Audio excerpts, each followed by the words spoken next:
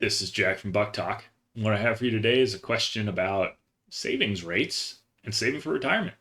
But first, I may be a financial advisor, but I'm not your financial advisor. This video is for entertainment. It's not advice. Be sure to hit subscribe. New video coming tomorrow. All right, let's take a look at today's question. So, if I'm behind on retirement, does increasing my savings rate help? Yes. End of question. Next question. Next question. All right, no, I'm just kidding. We can look at it. So, $28 and $1,500 in an IRA. Bad relationships. You only have one 401k with $500 in it. I'm not sure exactly why those things are related, but I'm just going to take them for granted. Your goal is to save 25% of your income of 65k annually. However, it doesn't seem like it's enough. Increasing your savings rate from 20 to 25% to 30 to 35% make up for lost years of compound growth. Well, I don't know specifically if those would make up for it. We could probably look at it. But increasing your savings rate will definitely help you get not behind in retirement. And then you say you'd like to retire with 2.5 million, if not 3. There's the question about if you mean in today's dollars or not. And you are okay working with almost 40 years. Now let's go to the spreadsheet. Let's go to the spreadsheet.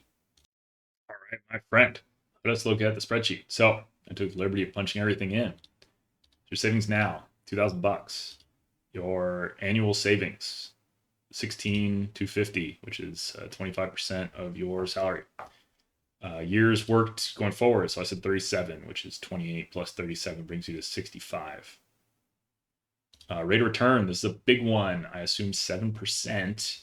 You can think about this as either a real return, so after inflation, in which case this bottom line number will be in today's dollars, or you can think about it as just the total return, in which case this will be future dollars, where you might want to think about the effects of inflation, right? You might need to divide by 2 if you're looking for today's dollars. So what do I mean? What do I mean? Well, let's look at if we tweak some of these numbers, right?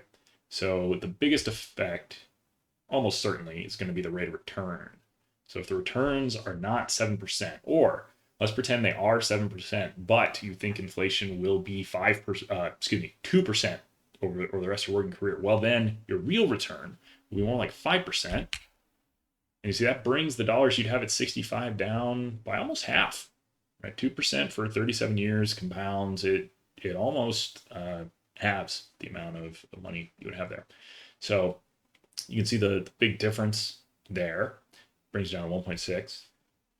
But we can look at some other things. We can say, hey, what if your savings was not 0.25? What if it was 0.30, 30%? Boom. Now we're up to 3.1 million, right? So we're kind of in that spot.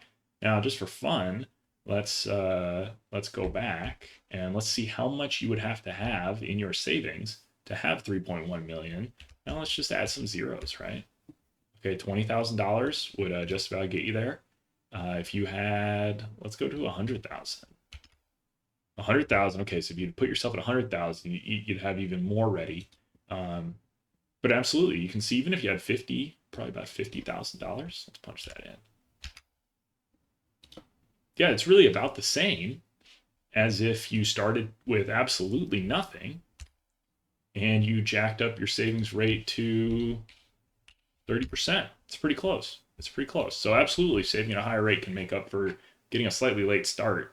Although I don't think most people would consider 28 too late of a start. So yeah, if you can hit these savings rates and you're willing to work until your 60s, it seems like you should be able to hit your targets. Of course, the rate of return is a big factor. So making sure that that's a reasonable place for you to be, making sure you understand whether it's after tax or not is important. I'm sorry, I said after tax. I meant after inflation, but factor in taxes too. But yeah, good luck. And if you're able to save 25, 30, 35%, you're going to be in a good spot.